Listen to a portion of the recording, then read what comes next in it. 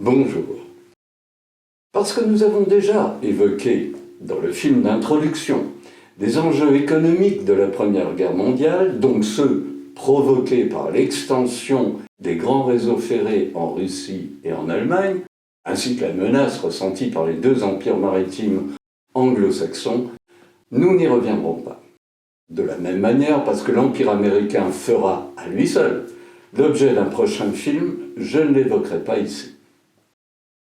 Par contre, il n'est pas inutile de rappeler quelques autres vérités oubliées concernant l'Empire britannique et russe.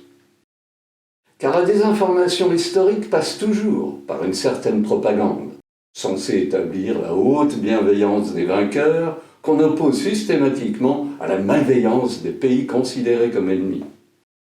Il s'agit de légitimiser le conflit parce que la propagande présentera comme une lutte des puissances du bien contre celle du mal, soit le fondement de l'adage bien connu « le vainqueur écrit l'histoire ». Parce que nous savons aujourd'hui que les Britanniques furent les principales victimes de la trahison militaire française et qu'il convient de comprendre pourquoi la Grande-Bretagne accepta avec tant de bonne volonté de collaborer au secret de famille afin de la dissimuler à son peuple et au monde. Laissons ces plus éminents représentants nous introduire dans cette sorte d'amitié haineuse établie depuis des siècles entre les deux ennemis héréditaires. À commencer par le Premier ministre William Pitt qui, à la fin du XVIIIe siècle, avouait « La politique britannique, c'est le commerce anglais.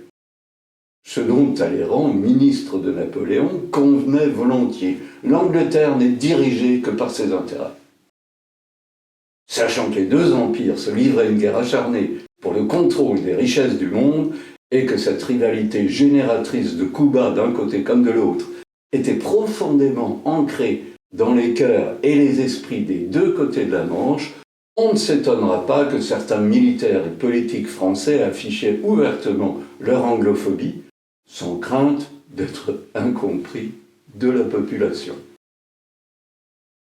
Le second point de friction, exprimé ici par un membre du Parlement, Sir George Pollock, concerne la politique européenne. Notre politique extérieure est égoïste au plus haut point. Non que nous désirions qu'il en soit ainsi, mais parce que nous n'avons pas le choix. Notre destin est d'être ceux qui décident des affaires de l'Europe ou de n'être rien. To be or not to be.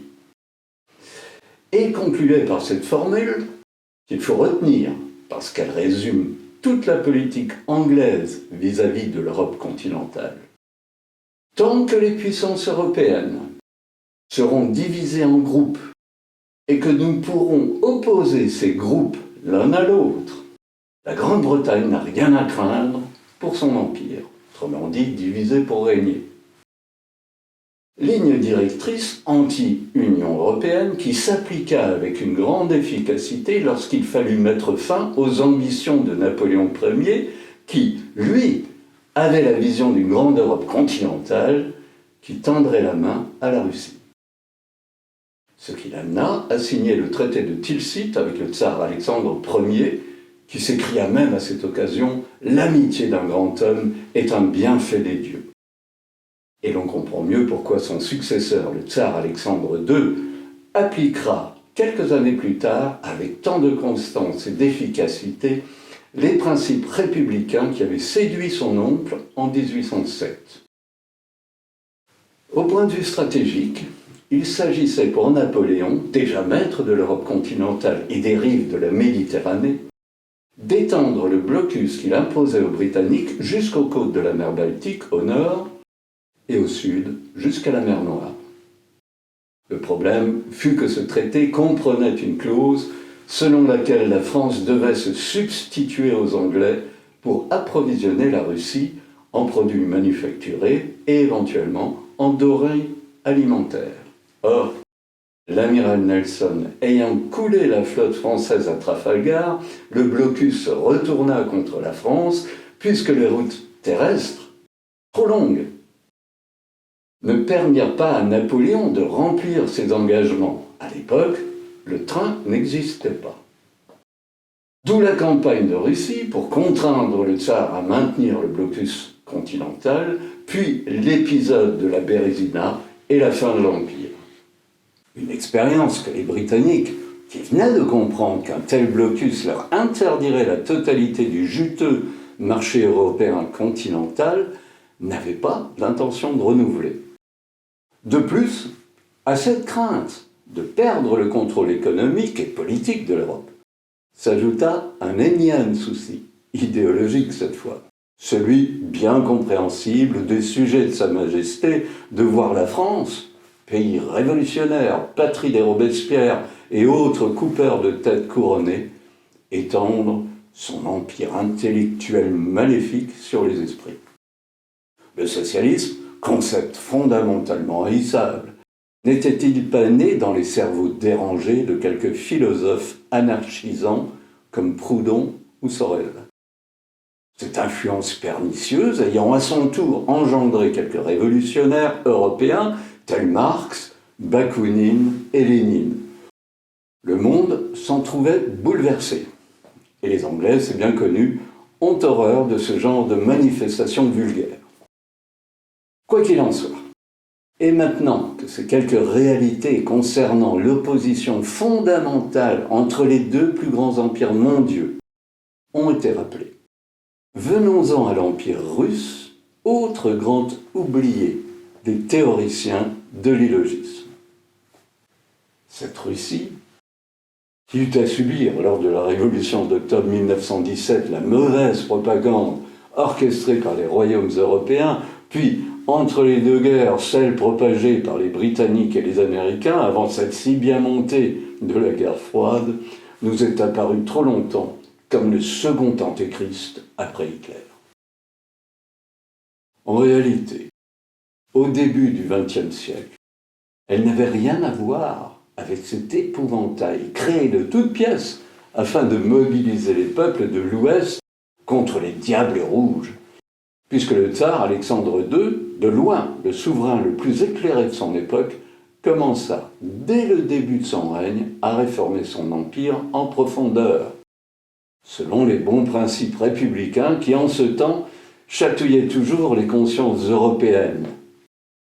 Se dotant pour cela, dès 1860, de la meilleure des armes, une banque d'État, entièrement indépendante des grandes banques privées qui, en ce temps, dominaient l'économie mondiale, et la domine toujours actuellement. Cette banque d'État, enlevant aux banques privées le privilège couramment accordé par les États d'imprimer la monnaie, lui permit d'offrir à l'industrie et au commerce de son pays des prêts à faible taux d'intérêt.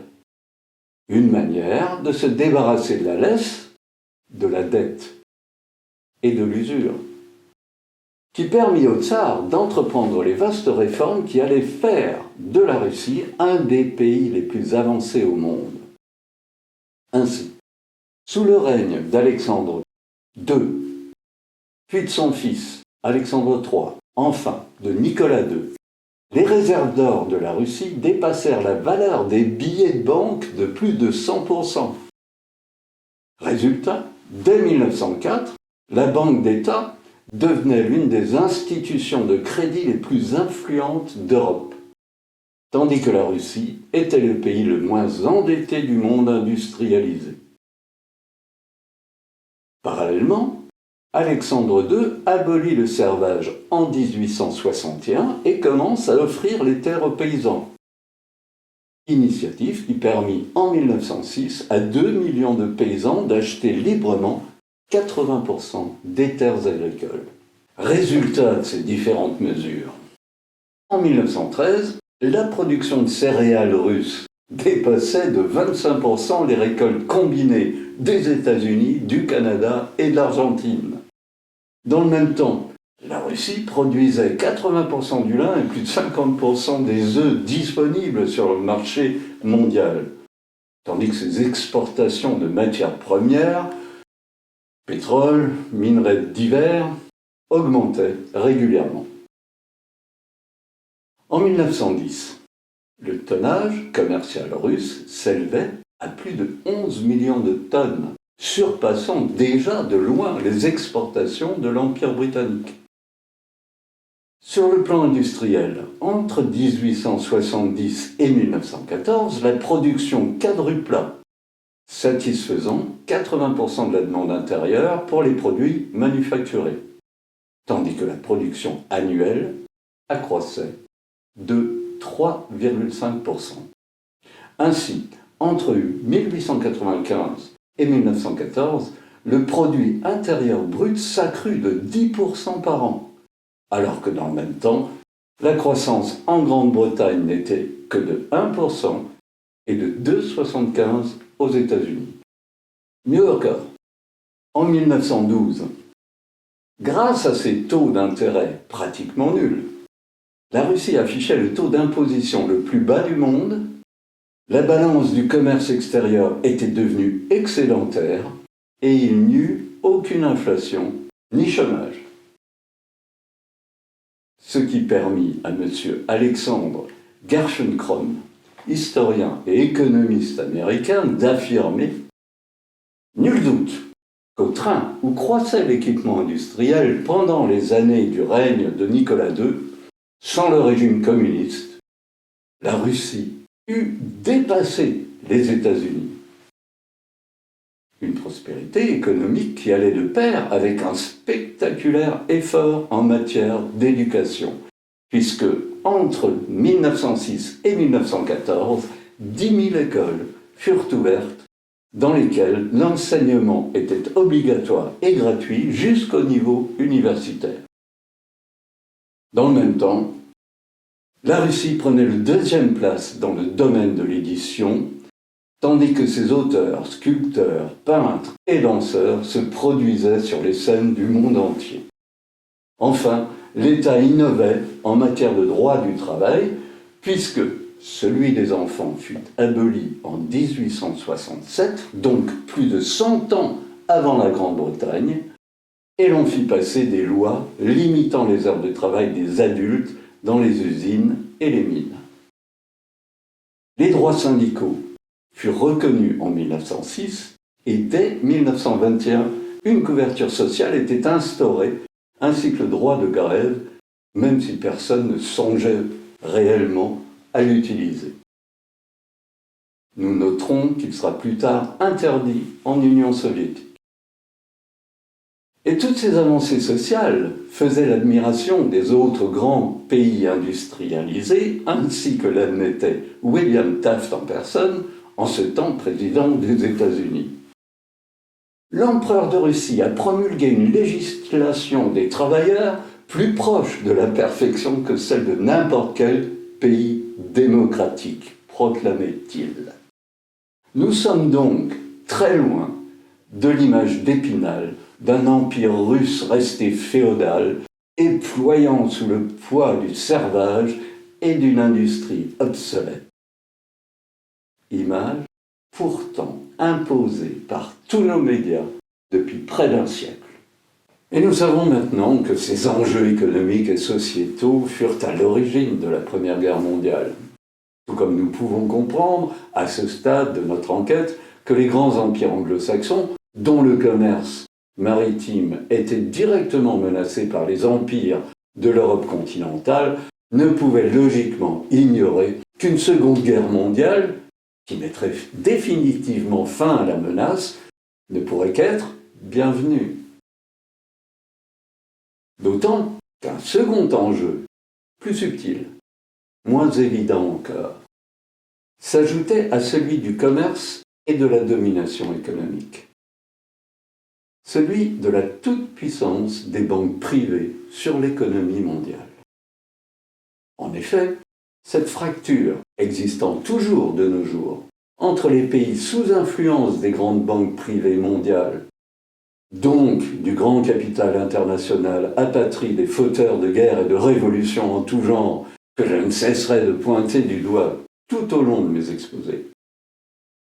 Cette opposition fondamentale, donc, entre ces pays assujettis à cet impôt, qu'est la dette créée par les banques privées, et les pays qui, comme la France de Napoléon ou la Russie tsariste, s'opposèrent aux ambitions des banques, fut un autre grand enjeu des guerres du XVIIIe siècle à nos jours. Voilà pourquoi, s'il fallut bien 7 tomes pour expliquer la trahison militaire de 1940 et surtout les mensonges qui servirent à la couvrir, il en faudra autant pour expliquer les véritables enjeux qui amenèrent non seulement cette trahison, mais toutes les guerres depuis le début de l'ère industrielle jusqu'à nos jours. À bientôt donc, peut-être, si les grands censeurs nous laissent la parole.